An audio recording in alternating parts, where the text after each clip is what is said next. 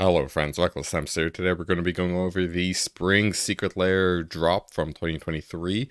Just a quick heads up on kind of the whole point of this VOD. I'm going to be looking at it from a financial perspective, based more on buying stuff either cheap to play with, or if you want to flip it later on. So if you like an art a lot, or if you just want to buy these to play them, you don't really need this. But if you're looking to make some moolah, stick around. First up, we have the March of the Machine Showcase Volume 1. It has a wheel and deal. They're all Halo foil, by the way. Questing Beast, nice old standard card. Olivia Voldaren, multi-format player walking ballista, and the World Tree. So the value of the foils of these comes up to about $84.50 if you look at lowest value foils on multiple websites. And when you apply kind of the take out the copium, it comes down to like $77.50-ish. I think this is like kind of like exactly where, you start considering stuff from a value specking perspective. So yeah, it is more expensive. It's kind of where I'm going. Personally, I think there are other better Secret Lairs in this drop, so I'm not going to be getting it myself. The second March of the Machine Showcase Secret Lair is up next. It has a Hikaru the Steelwind, Nezahal a Primal Tide, nice commander card. Dragonlord Kolaghan has not seen a lot of play. It's only at like 7k EDH rec decks. Mina and Den Wildborn, I think this is like a $5 card. And Zancha, Sleeper Agent, also low value card. So this Secret Lair is kind of weird because Hikaru the Steelwind is a $100 foil, but the problem is it is from Betrayers of Kamigawa, which basically doesn't really exist as a set in terms of foils based off the modern day print size runs. Regular versions are only $11, so I can't see the Secret Lair foils of this being worth like $100, right? So if you're going like strictly off an algorithm, the value of the Secret Lair is like $144, but yeah, most of these cards are like Dragonlord Kolaghan's like $16, Primal Tide's like 11. It's a fine card, 52,000 EDH rec decks, and Steel One still sees playing 11, but for me personally, this is worse than the first one, so I would advise against it. Just pick up the cards individually. Classic thing though, if you really like the styles, get it for yourself. And now going over the third Halo foil bundle, March of the Machines Volume 3 contains a Misdirection with that Strixhaven art. Has definitely seen better days price-wise. Udvara Hellkite, a short-printed, kind of popular dragon that, has a pretty big upside. Kolgla, the Titanate, I think this is worth like $2, a buck, who cares? Nyx Bloom Ancient, definitely big commander card, 53,000 decks, does big things, makes big triple mana. And Jorva, Weatherlight Captain, get to draw cards off your historic spells. If you look at the lowest foil value of all the top cards, it comes up to like $100, but the problem is Udvara Hellkite is like $55 because it was printed in RTR, not a super big print run, but still like kind of big. So I don't know, right, if this ends up being halved, down to 27 with increased supply. This comes down to like $71, where it's not really worth your time after, taxes, tying up your money, and then seller's fees or discounts you have to do. So personally, I think this is like kind of close, but not worth specking on if you're looking to grind that value. Flying in next, we have Alayna Danner's series. We're going to be going over foil and non-foil. We have Sunblast Angel. I think this card's worth a buck, according to my spreadsheet. Yeah, $1. One whole dollar. It used to be a bomb, and Scars of Mirrodin Limited at least. Destroys all tap creatures when it comes into the battlefield. Linvala, Keeper of Silence. Nice EDH card, sees a lot of play, 40,000 deck, 39,000 decks, and turns off a lot of shenanigans. Myriad the Skyrune. Slowly over time, this card's been creeping up in value. It's very good in white decks. And Seraph Sanctuary, a card that gives you life when Angels comes into play. Looking at the regular value of this Secret Lair, it only comes up to $39, so I don't think it's worth getting the non-foils, because again, all the fees and stuff, not really worth your time. Though the foil version, if you look just strictly at the cheapest foils, comes up to $119, pretty big value. The problem is that Linvala is about $69 of that value, so obviously this will be worth less than that. So even if you go down to 40, you still got $73 in value. For $40, now we're Now we're kind of thinking like, okay, this could be good. Personally, I'm not going to be getting this one, though I will be covering the one I do get. I'm getting one. And yeah, so I think if you're interested, this could be worth picking up in foil. I would stay away from non-foil. Next up, we have Randy Vargas's Secret Lair drop. First up, we have Grand Abolisher. During your turn, your opponents can't cast activate abilities of artifacts, creatures, or enchantments. So, basically tells everyone to knock it off on your turn. So, pretty good card. Sees a lot of EDH rec play at 88,000 decks. Selfless Savior, dollar card, $2 foil. It's a dojo, and it's kind of a cool art. Chroma Angel of Fury also has seen better days, $1, $3 card depending on version. And Umezawa's Jite, Terror of Standard. Yeah, really good equipment. And this art's not bad though, personally. I like the OG art myself. And if we look at the regular value of all the cards in Secret Lair, you can get them on TCG Player for $25.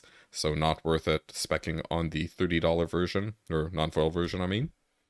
And the foil version comes into $93 of value, so, looking pretty good. But when you kind of reduce a lot of the value coming in from that Grand Abolisher, because it only has one foil printing, maybe take it down to $50, $68 Secret Lair value. It's mostly these two cards, Selfless Savior and Necroma, aren't really worth anything. GTA's $13, and you're basically buying a Grand Abolisher. So, if you want a Grand Abolisher to play with, this is definitely the cheapest way to get your hands on it. Good white EDH card. But for specking, I think it's a little under the boiling point. Gliding on in, we have our next Secret Lair drop, Rebecca Guay's, old school magic artist. First up, we have Cleansing Nova, $1 card, $3 card, depending on foil or reg. Sarah the Benevolent, only printed once in Modern Horizons 1. I really like this card. I think it's really cool, even though it's not like super high played in Modern, and it's only got like 11k EDH rec. Multi-format staple, Stoneforge Mystic, sees Modern play. I think sees a bit of Legacy play, and any equipment deck in Commander is going to be playing the maximum number of copies of her. And lastly, Muddle the Mixture, surprisingly the highest played EDH card out of the lot at 73,000 decks. Transmute, you can get Thassa's Oracle with it, which will come up in a later Secret Lair. So if you look at the regular value of this Secret Lair, just the non-foil version, comes up to $51, 31 of that coming from the Stoneforge Mystic, 14 from the Sarah Benevolent, 5 from Muddle, and 1 from Nova. So, $30 for 50 axes and all that, it's kind of close-ish, if that's what you want to do. But at foil, it's kind of looking a little more interesting. Comes up to $107. The Stoneforge Mystic is $39, so it's pretty similar to the regular value and version of Stoneforge Mystic. Mulda Mixtures go for I put $15. There aren't any foilings of this card. There's only one from OG Rav. So yeah, I just put $15. Regulars are $5. I don't think that's totally out to lunch. And Sarah Benevolent, only one foil of her. $50 from MH1, premium set, premium price. You could go down to 30, comes up to 84 though, but 84 still double that of the $40 price tag for foil. So this is the Secret Lair I would recommend if you're looking for value to get flip spec on. This is where you want to be. Just one con of it is generally I'm not the biggest fan of the art style of this one, even though Rebecca Guay is very good.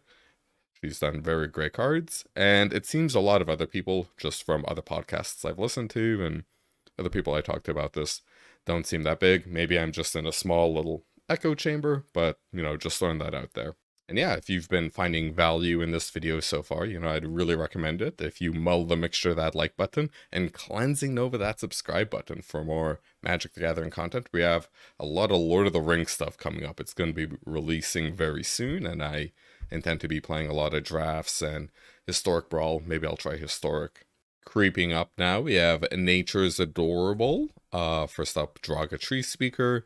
This has definitely seen better days. Elf makes mana, pay mana to level it up. Goes for $2. Foils are 32. Only one printing. Nature's Will. When one of our combat creatures you control deal combat damage to a player, tap all lands they control and untap all lands you control. $15 regular version, only one printing. Champions of Kamigawa, $70 foil. Ulven Wall Tracker, I played this in standard, makes things fight. With Predators, very good times. And Yeva Nature's Herald, 4 mana, 4/4. Flash, worth 250, $5. Yeah, at regular value, non-foils only comes up to $22 value, not really good. And the foil version, again, coming at it from a value perspective, only comes up to $70.